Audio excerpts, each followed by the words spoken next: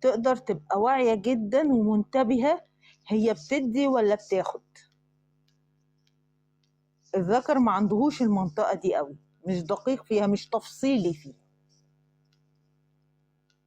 لكن هل ما يقدرش يتدرب عليها؟ لا، يقدر يتدرب عليها بمنتهى السهولة.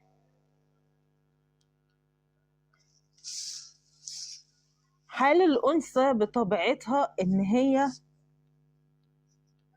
بتبقى موجودة في وسط مجتمعات، هي اللي بالبلدي كده بتلم، بتعشش، بتلم الناس، بتعمل مجتمعات، بتدور على ده وتسأل على ده وتروح مع ده وتجري ورا ده وتشوف ده حاله عامل ازاي وده حاله عامل ازاي.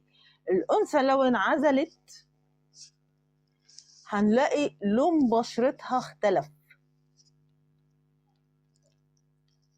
لو خدت الحال الذكوري أو الفطرة الذكورية في المنطقة دي